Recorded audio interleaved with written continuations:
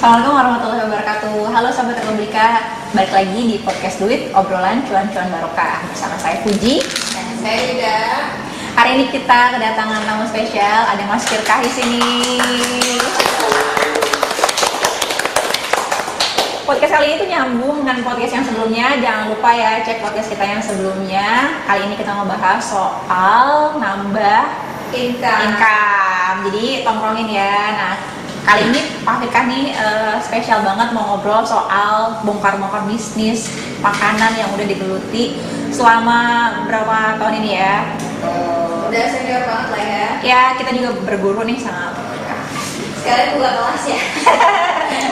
Selama ini selalu diminta untuk buka kelas bisnis. Pertama kali buka di podcast ini. Yeay, alhamdulillah. Kita sama dulu Pak Firkah, sehat?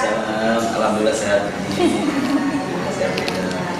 Ini kita datang dengan kotak kosong nih. Jadi beneran pengen belajar gitu kan, gimana sih kita bisa mendapatkan uang tambahan dari berbisnis gitu. Ya kan, mungkin bisa maksudnya bisa cerita dulu gitu awal mula berbisnis udah berapa lama sih, terus bisnisnya apa gitu. Ya sebenarnya bisnis saya itu semua bisnis kecil-kecilan. Nggak percaya.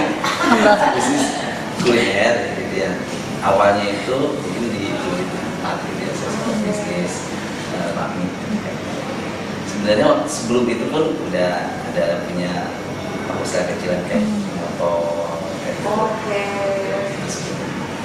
Jadi tapi tahun 2004 tuh saya bisnis bakmi. Oke.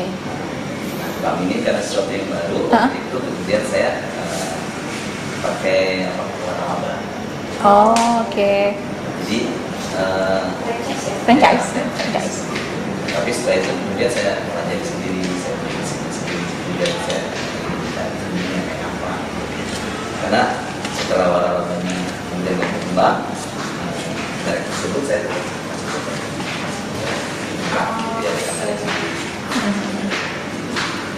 Luar biasa ya, digelutin juga berarti ya, dari franchise kemudian dikulik-kulik sendiri. Iya. Terus gimana tuh? Karena begini, kalau kita memang masih baru ya, kan kondisinya beda dengan sekarang. Kalau sekarang itu kan untuk kita mendistribusikan ke konsumen jual itu kan sangat terbantu dengan penjualan online. Iya benar. Jadi kita tidak perlu, kalau sekarang tuh kita tidak seperti zaman dulu gitu. Maksudnya sebelum ada ini ya. Sebelum ramai medsos ya Pak. Ya kita buka di satu toko atau di rumah, kemudian untuk pesan antarnya kita harus punya ini sendiri kan gitu kan. SDM sendiri untuk. Sendiri. Oke. Jadi kalau dibilang apakah dulu lebih menantang? Kalau saya bilang lebih berat, bahasanya mungkin kurang pas saya. Lebih menantang. Oke. Lebih menantang dibanding saat sekarang. Oke. Gitu. Kalau sekarang kan kita bisa bisnis dari rumah. Benar sih. Gitu ya. Bisa kita bisnis makanan, kita bisa kalau dulu kan nggak sesederhana itu. Ada yang dari rumah, cuman konsumennya terbatas. Oke. Sekitar sini.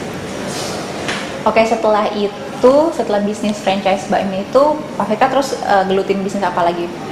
Jadi waktu itu saya kemudian kan karena mereknya tutup, saya buka sendiri. Oke. Dengan merek bakmi sendiri. Tapi waktu saya punya merek bakmi franchise itu, saya juga punya usaha jati. Oh, oke. Jadi merek jati gitu kan. Nah itu jadi dua. Biasanya saya kalau pernah satu kali tuh pas habis tugas dari, ini cerita ya, habis tugas dari Surabaya gitu ya, tugas kantor, yang lain pada pulang, saya tuh ini tuh pasti gitu ya untuk ngurusin usaha saya, bukan apa gitu. Ntar kalau di libur saya ke Jepang. Dalam perjalanannya kan kemudian kita harus memilih mana yang pas, mana yang apa. Kenapa kemudian setelah lihat kalau nggak salah sekitar 2013 ya gitu ya, saya memilih makanan dan saya meninggalkan bakmi karena bisnis bakmi itu tuh banyak ininya, mulai banyak saingnya ya. saling bersaing itu memang masanya gitu. Jadi bisnis itu memang ada masa-masanya. Tahun 2005 itu bakmi itu kayak gitu. Makanya banyak merek-merek terkenal itu muncul yang sekarang sebenarnya juga sudah nah cuman salah satu tantangan dalam mengembangin bisnis bakmi itu ya, karena menu itu sampai ada 40 gitu ya, kontrol pegawai yang apa namanya, ini standar misalnya kita pakai kecapnya merek A misalnya gitu ya, harus merek A, nggak boleh misalnya pakai merek yang lain gitu kan. Terus adanya jadinya apa, agak ribet gitu ya dengan saya yang sambil ngantor gitu ya, pikir agak ribet gitu. Makanya kemudian itu ada saya ada just ini apa ayam goreng. Itu awalnya itu jadi saya pulang dari kantor, kok aneh ya, kan ini kok ini warung ini rame gitu, ayam goreng ya rame gitu. Saya coba, rasanya enak, gitu kan. Nah kemudian saya buka. Saya buka dan itu juga join di apa namanya dan ternyata memang ya lumayan gitu ya. Pengembalian modalnya juga cepat. Wow. Jadi lebih mending franchise dulu gitu ya. Oke, kalau untuk pemula atau kalau bagi teman-teman yang mungkin ini ya, yang apa masih ibaratnya kita masih bekerja, ya kita bekerja, itu sebenarnya salah satu jalan keluar. Tapi tetap harus sama-sama selektif dalam membeli franchise itu. Misalnya karena banyak sekali juga yang bukan ketipu ya bahasanya gitu ya. Wah ini franchise nanti akan menguntungkan sekian-sekian. Faktanya enggak. Apalagi bisa itu. Salah satu menurut saya, jangan pernah kita tergoda membuka franchise itu ketika di sebuah pameran. Oh kenapa tuh? Karena di situ ramai, dia jualan merek. Dia jual merek, pada produk yang dijual itu belum tentu. Makanya harus sangat hati-hati. Jadi ya kedua jangan lihat pas di pembukaannya karena yang namanya pembukaan ya ini pasar itu setelah 3 bulan kita buka sesuatu saya katakan maka dia itu setelah 3 bulan itu kan ketahuan ini benar-benar pembeli yang datang benar-benar memang beli atau mungkin karena tetangganya, karena promo kan kalau baru buka itu kan ada harga. Ya ada banyak promo ya. Orang penasaran sebenarnya ya Pak.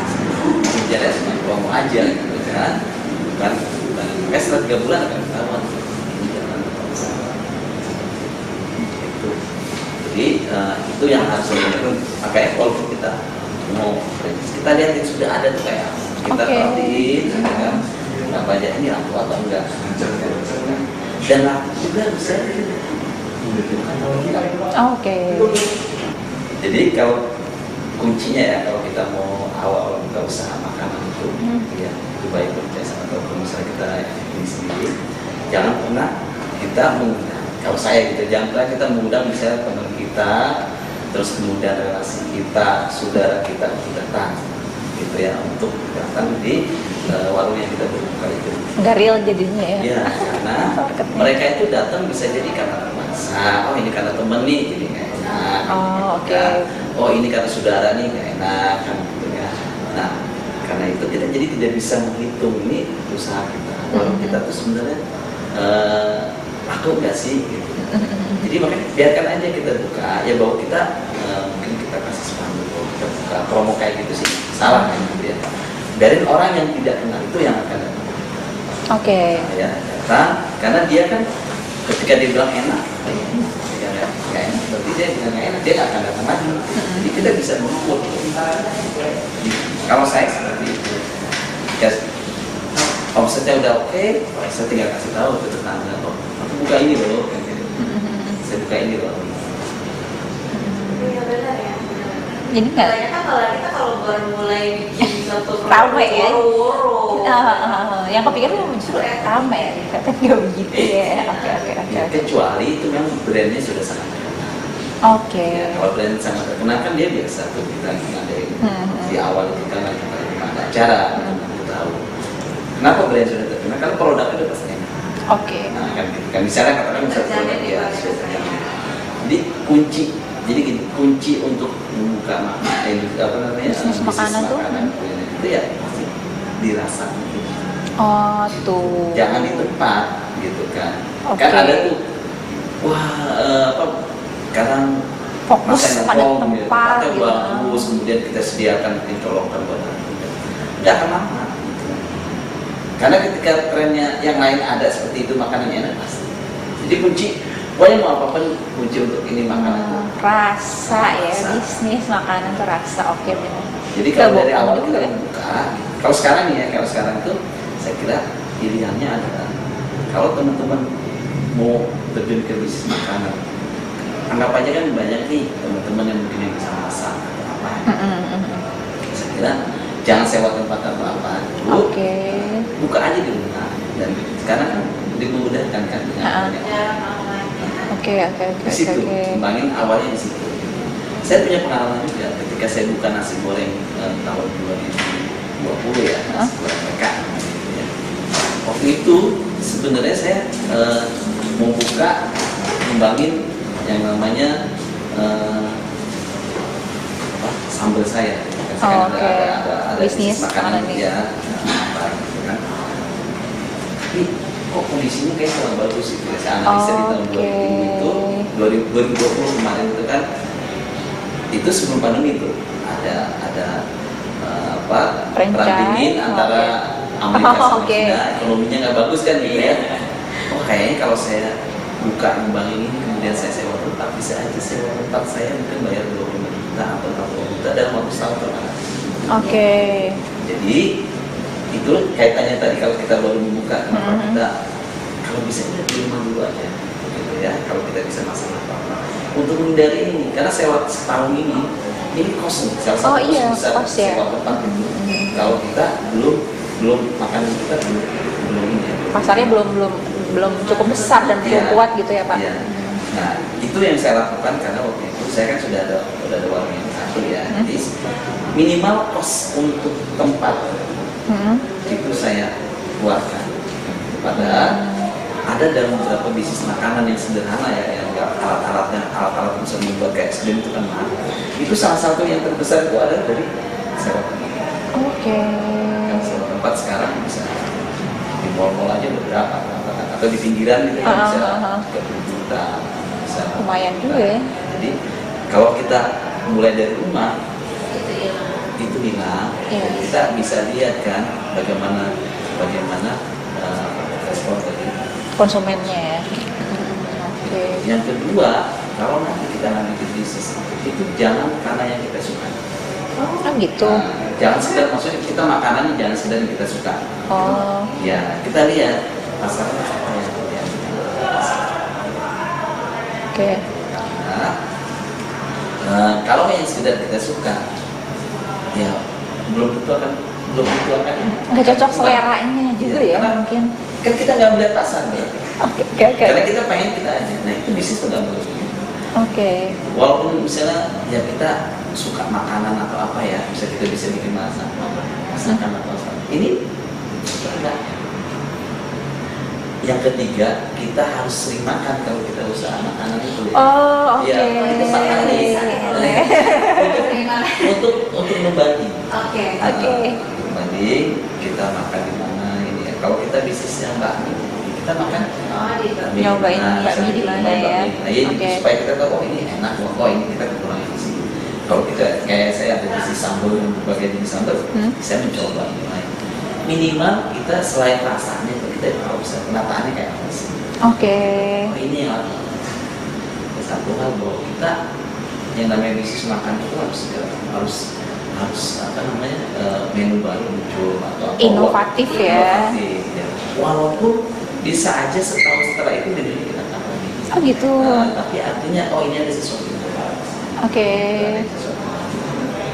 Dan Jadi bongkar pasang menu itu sebenarnya wajar aja di bisnis wajar makanan ya. Kalau kita lihat brand-brand terkenal pun kan suka begitu. Iya, Nah, ada kayak tertentu. sebenarnya trennya. iya, untuk mengingatkan konsumen, oh kita ada ini loh, ada menu baru loh, Oke. supaya kita Tetap relate lah sama mereka ya, sama pasarnya. Oke. jangan orang konsumen datang kok ini aja nih, Oke. ini aja kok ini seperti itu salah satu juga ya trik. Sambil usaha tentu aja ada tantangan juga, gitu. Nggak mungkin nggak ada tantangan. Yang satu yang paling kita harus siap itu bahwa kita berarti harus bekerja lebih banyak dibandingin dengan orang yang hanya bekerja di kantor. Waktu libur kita yang mungkin yang lain kan dipakai ya kita Bahaya. Tapi kalau kita suka, ya kita kan mengerjakan itu menjadi kayak libur aja. Iya. Ya, jadi kedua yang harus kita kalau kita punya karyawan itu juga nggak gampang ngurusin karyawan. Pendekatan kita ke karyawan pun bagaimana mereka nyaman itu juga nggak gampang. Itu salah satu tantangan. Kalau misalnya kita bisa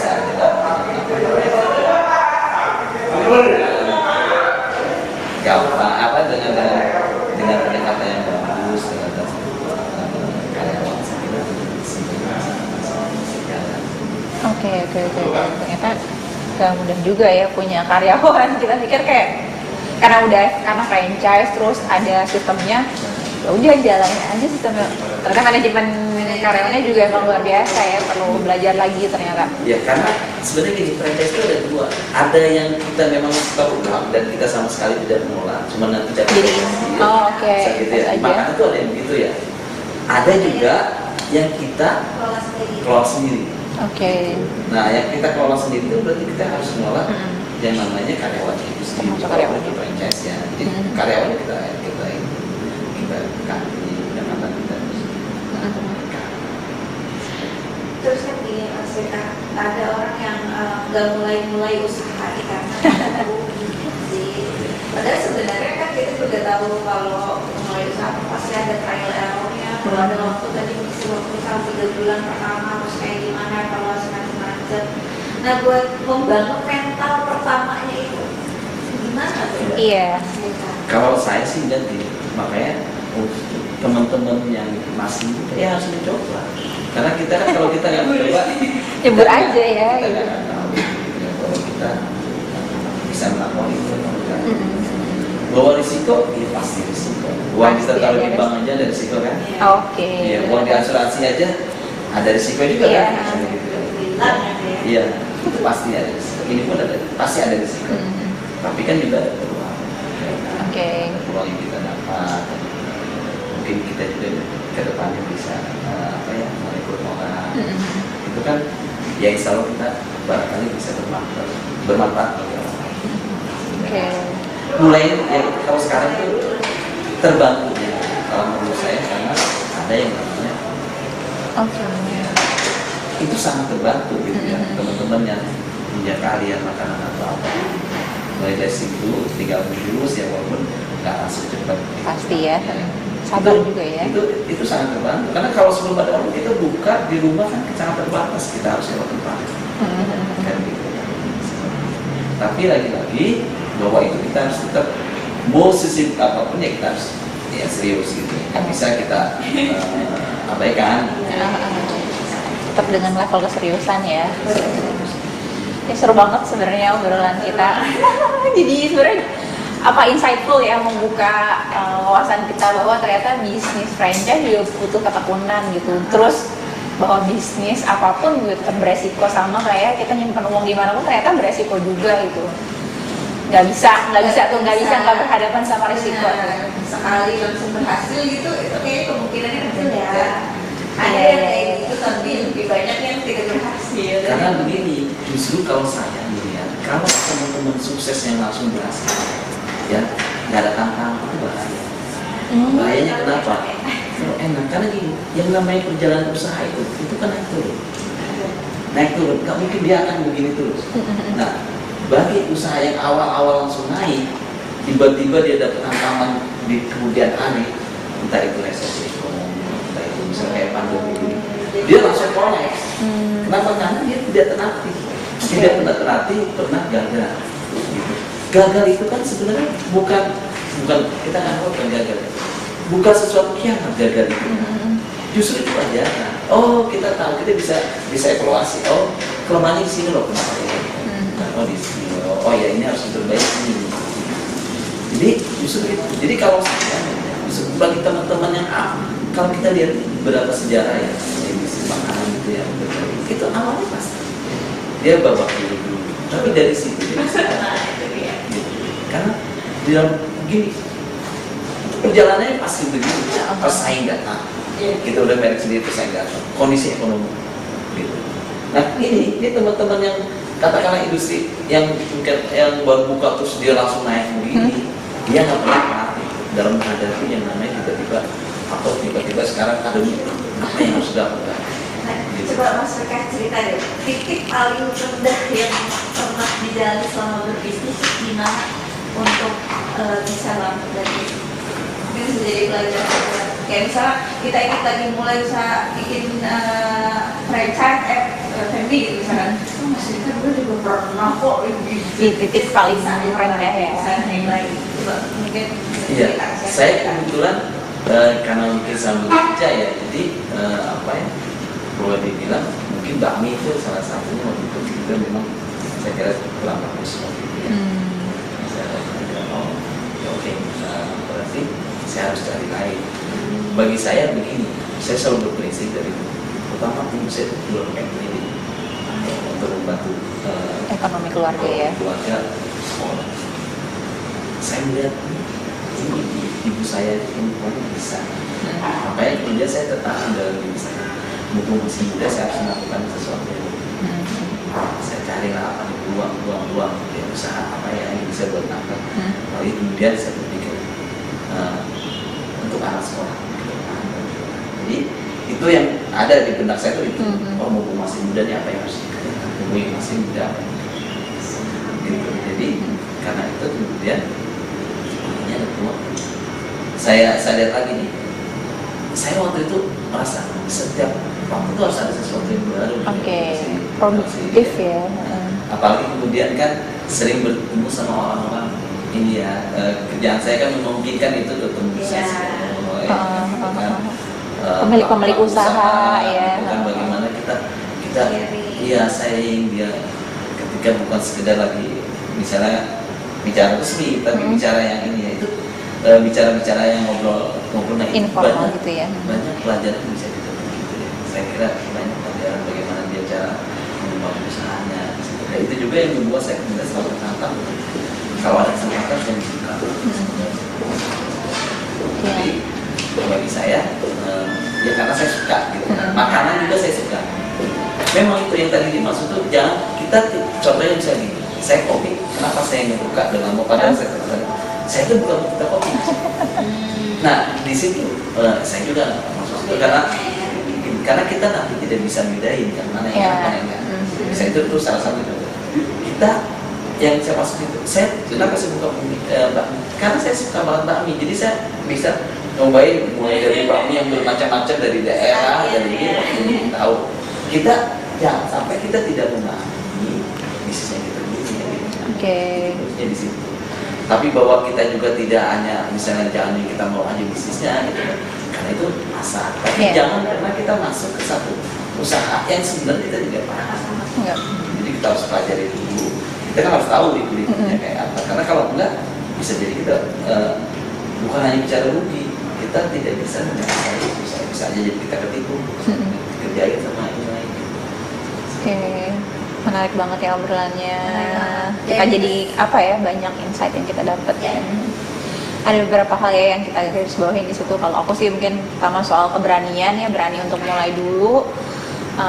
Terus tetap sadar bahwa semua ada risiko, bahkan risiko ngambil bisnis, risiko investasi, bahkan gak nambah income pun ada resikonya kan, sementara pengeluaran tetap tinggi gitu. Terus ada juga tadi ya, menyukai apa yang dimulai dan supaya itu membantu juga pemahaman kita terhadap suatu bisnis gitu.